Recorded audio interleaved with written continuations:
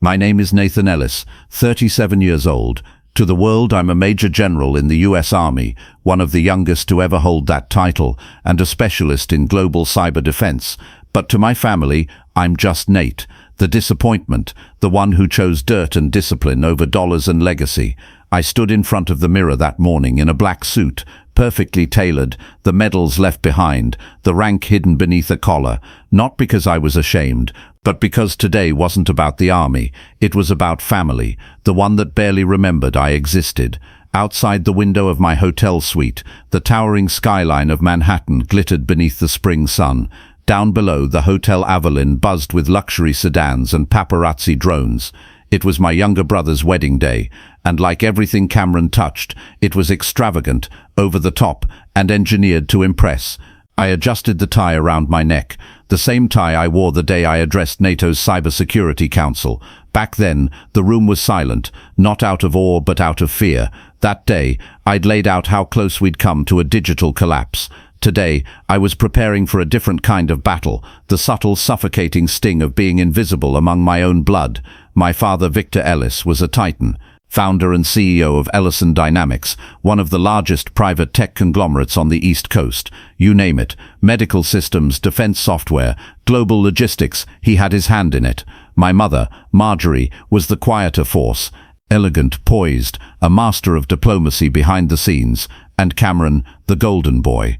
Which made being compared to him for 37 years all the more exhausting. I hadn't seen my family in over a decade, not because I didn't care, but because every time I came home, it felt like I had to shrink myself to fit into the mold they made for me, and eventually I stopped trying. But 3 weeks ago, my mother called and said, "Nathan, please, just come to the wedding, for me." So here I was. The ballroom at the Avalon was dripping in wealth. Polished marble floors, orchestral music, strings of lights woven through hanging orchids. It was the kind of place where people didn't just attend weddings, they networked. A hostess in a black satin uniform greeted me at the door.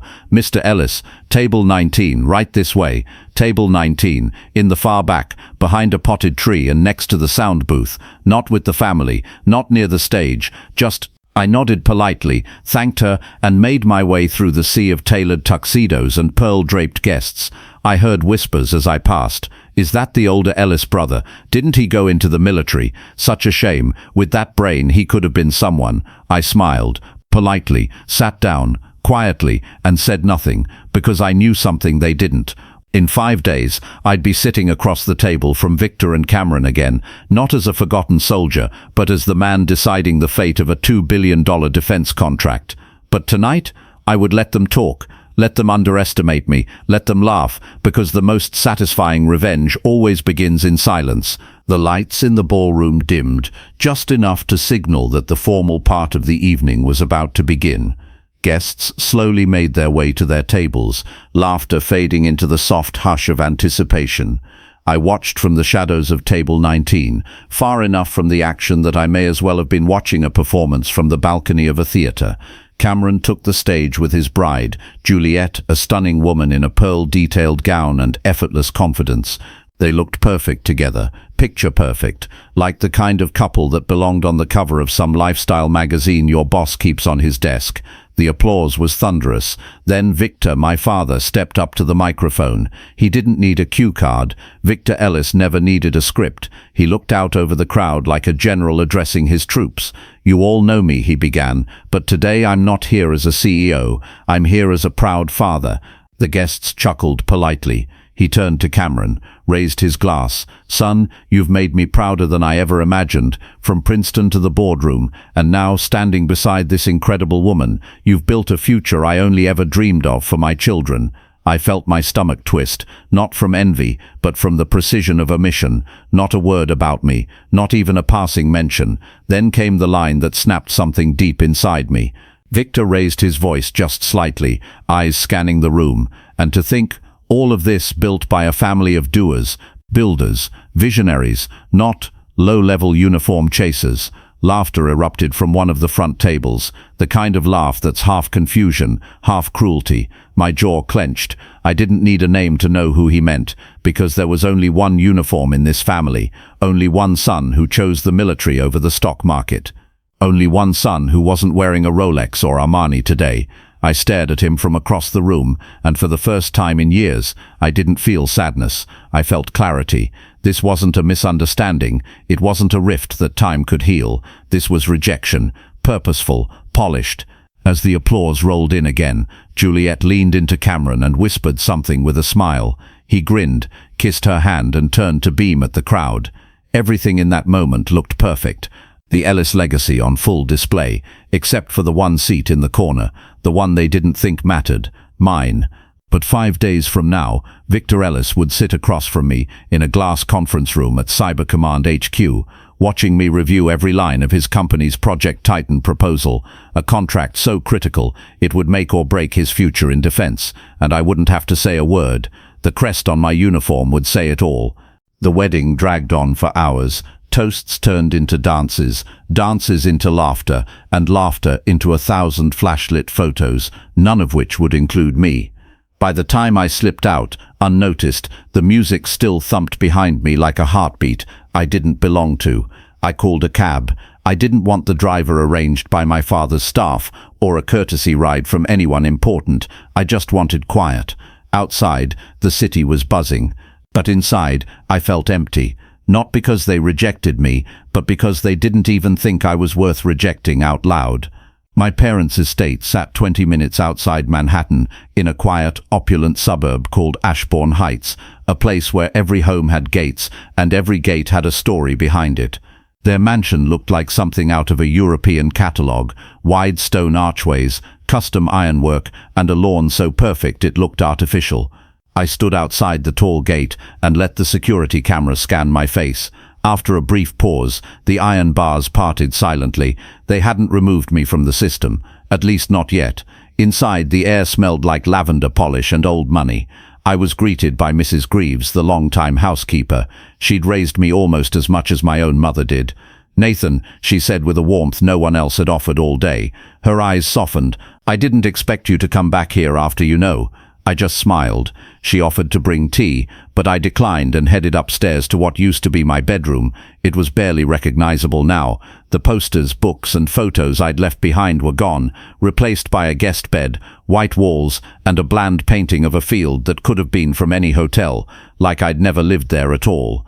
I wandered through the house in silence, past the library, past the grand piano, and then I stopped at the hallway, where the family portraits lined the walls. Victor with Cameron at a tech gala, my mother beaming beside Cameron at his Wharton graduation, Cameron and Juliet at the company's investor retreat in Paris, but nowhere was I.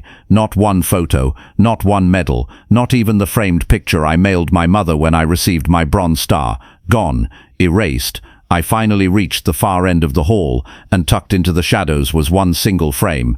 It was old, dusty. It showed me at around 12, Cameron barely 8, both of us in a park. Our father had his arms draped around our shoulders, smiling like we were the center of his world. I touched the glass and let the memory wash over me. He used to tell me, "You do what's right, Nate, even if no one applauds you for it." I used to believe him, but maybe he just meant, do what's right, unless it doesn't make you rich. That night, I lay in the cold guest room, staring at the ceiling, thinking about how I could give my life to protect millions and still be invisible to the people who share my name. But it was fine, because invisibility can be a weapon when you're the only one who knows what's coming next. In 5 days, the boardroom wouldn't be decorated in orchids and champagne. It would be lit with overhead LEDs, projection screens, and the sound of defense officials reviewing every cost Cameron ever approved. And for the first time in their lives, my family would have no choice but to see me. 3 days after the wedding, I found myself standing in the marble lobby of Ellis Dynamics, my father's empire. The building itself was a monument to power, 43 floors of glass, steel, and polished ambition. Every corner buzzed with staff in tailored suits, murmuring into Bluetooth headsets, their eyes locked on tablet screens. They moved like they had somewhere important to be, and maybe they did. I checked in at the front desk. The receptionist barely looked up until I gave my name. "Nathan Ellis," I said. "Here to see Cameron." She paused, then blinked. "Oh," she said, typing fast. "You're his brother." I nodded once. Cameron's office was on the 38th floor.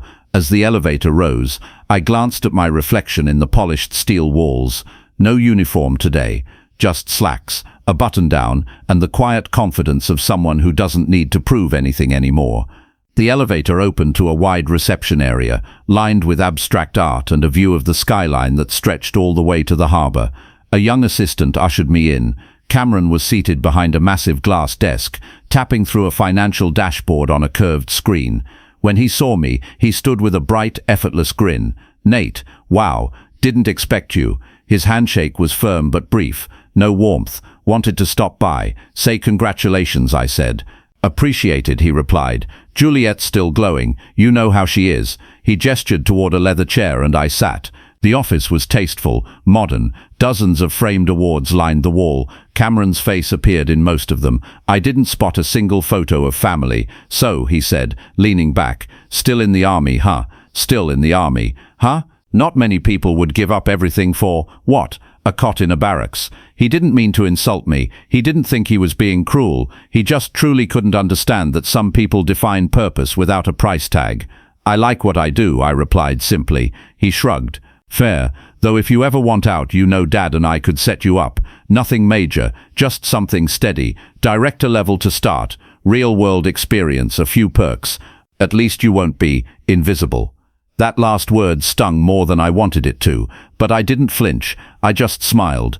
"Thanks, I'll think about it." He thought he was being generous. What he didn't know was that in 2 days I'd be sitting across from him again, but this time I'd be the one holding the fate of his billion-dollar project in my hands. He wouldn't be offering me a position then. He'd be begging me to approve his numbers. But I didn't say any of that, because the more they underestimated me, the louder the silence would ring when the truth finally arrived.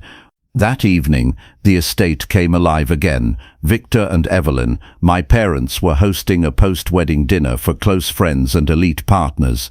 In our world, that meant a parade of CEOs, hedge fund managers, and society elites with last names that got you invited to galas without RSVPs. I didn't plan to attend, but my mother insisted. "Just come for an hour, Nathan," she said over breakfast. "It'll mean a lot to your father." So I did. The drawing room looked like a scene from a financial thriller, rows of crystal glasses, soft classical music drifting from invisible speakers, and guests who measured success by how often their names appeared in Forbes.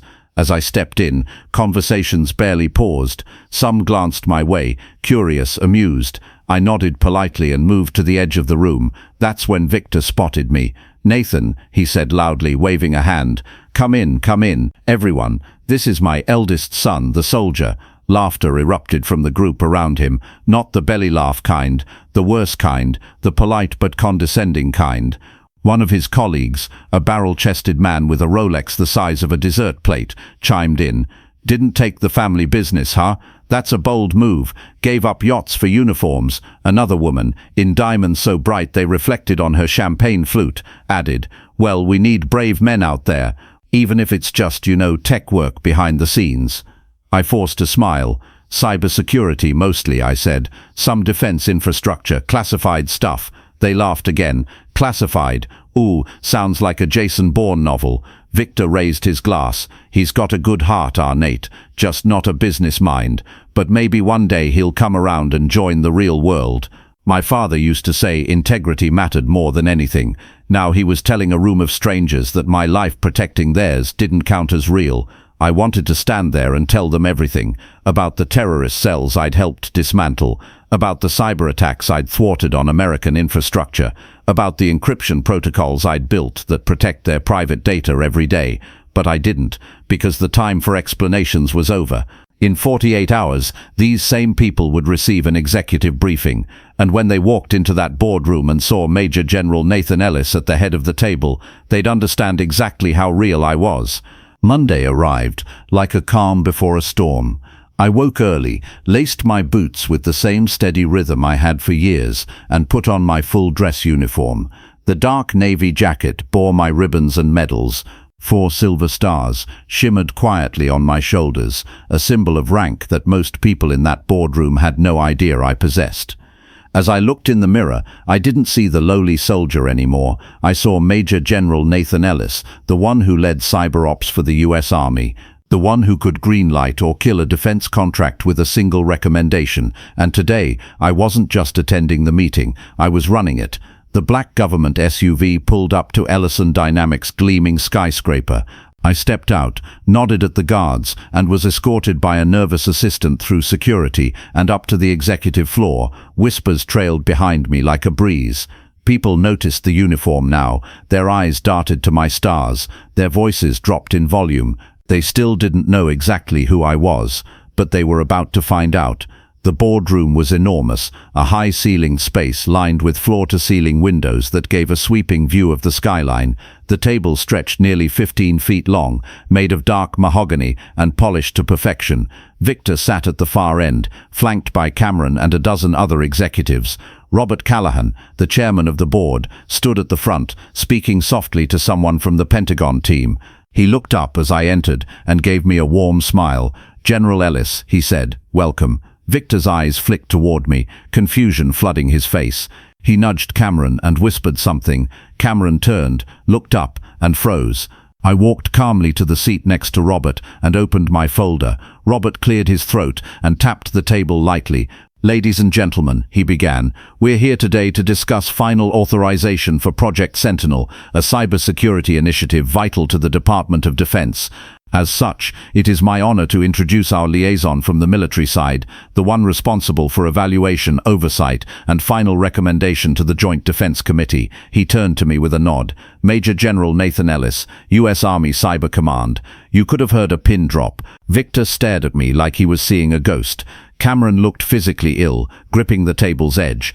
I gave a polite nod to the room, then looked directly at them. "Good morning," I said, my tone crisp and even. "Let's begin." For the next 90 minutes, I led the meeting with the same precision I'd used in every high-stakes operation. I asked hard questions about encryption layers, about the budget allocations, particularly the suspicious ones tied to Cameron's overseas subsidiary. I slid documents forward, internal audits, cyber analysis, vulnerability assessments. The executives were scrambling, flipping through folders, whispering notes. Victor said nothing. Cameron stammered once or twice, but his voice kept catching. They didn't just see a soldier anymore. They saw the one person who could unravel their entire plan if he chose to. When the meeting ended, Robert stood and clapped a hand on my shoulder. "Thank you, General," he said loudly. "That was enlightening." The executives nodded, rising from their chairs with murmurs of agreement. I gathered my papers and turned toward the exit. As I reached the door, I paused, just long enough to glance back at Victor and Cameron. They were still seated, still staring, still speechless. The moment the boardroom emptied, Robert Callahan caught up to me in the hallway. "Nathan," he said, keeping his voice low, "your father and brother requested a private meeting. I told them I'd leave the room to give you space if you're willing." I nodded. "Let's do it now." Robert opened the door to his executive suite, then stepped out quietly, leaving the three of us alone. The silence inside was suffocating. Victor stood by the window, arms crossed. Cameron sat on the leather sofa, head low, tapping one foot rapidly against the marble floor. I remained standing, my uniform still flawless, my expression calm. "So," I began, "not what you expected." Victor turned first, his voice unsteady. "Why didn't you tell us?" I held his gaze. "I did. I sent invitations, emails, news coverage. You ignored them." He looked away, jaw tightening. Cameron shifted on the couch, clearing his throat. We didn't know. I mean, Dad thought you were in logistics. We just assumed you assumed wrong," I said flatly. "Look, Nate," Cameron said, standing now, "I screwed up. I made assumptions, mocked you. I get it. But you've got to understand, none of us ever thought you'd become this. A general," I said, "or someone worthy of a seat at your table." Neither answered. My mother stepped in quietly. I hadn't realized she was there.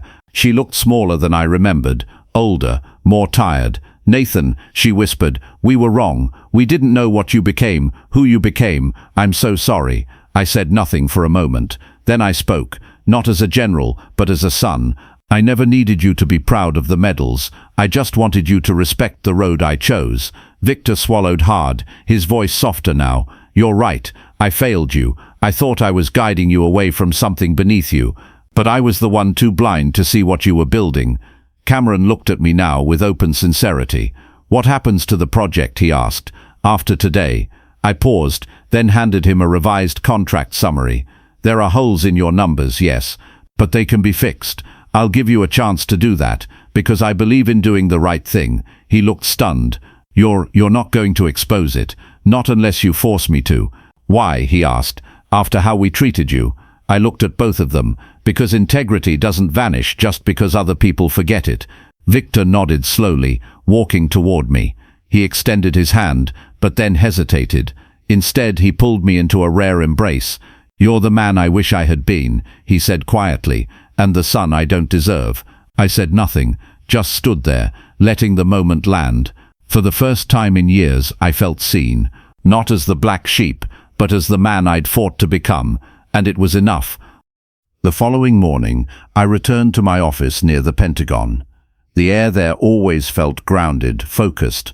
No champagne glasses, no velvet sofas, just strategy, silence and the hum of servers that powered our national defenses. I slipped back into routine easily, the uniform on its hanger, the encrypted laptop open, the daily briefing on my desk by 0700 sharp. But that morning, something unexpected awaited me in my inbox. A corporate-wide internal memo. Subject line, a message from Victor Langston, CEO.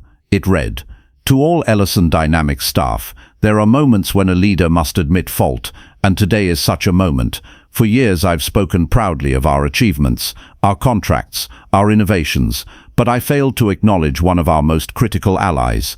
Major General Nathan Ellis, my eldest son, has not only served our country with honor, he has led global cybersecurity operations, protected the lives of millions, and brought clarity and strength to Project Sentinel.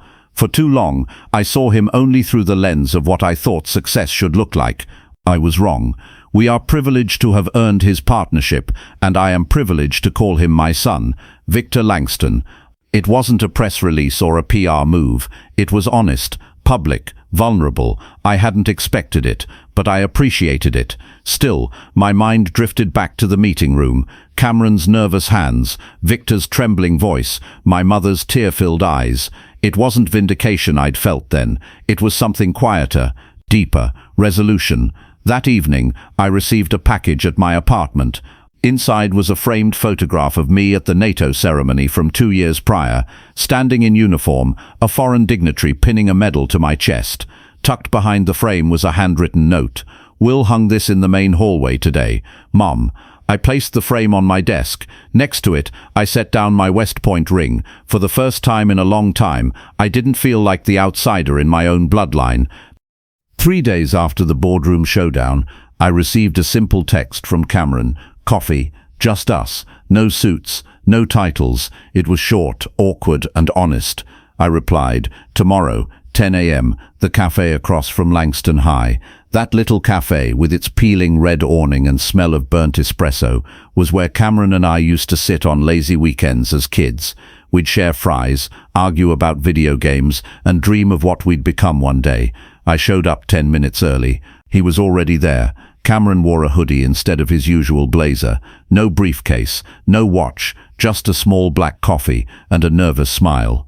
"Hey," he said, standing to shake my hand. "Hey," I nodded. "No suit today," he chuckled softly. Didn't think it had survived this conversation. We sat by the window, light filtering through the dusty blinds, and for the first time in years, we didn't talk about business, careers, or money. We talked about us. He confessed things I never expected to hear. "You know, when you left for the military, I didn't really think you'd make it." "I know," I said quietly. "I figured you'd come crawling back after a year or two." But then, headlines started popping up. Operation Sentinel, GhostNet, your name, but I still brushed it off. He stirred his coffee, staring into the cup like it held answers. "It wasn't until that meeting, when I saw the way people listened to you, that it hit me. You were never beneath us, Nate. You were just ahead of us."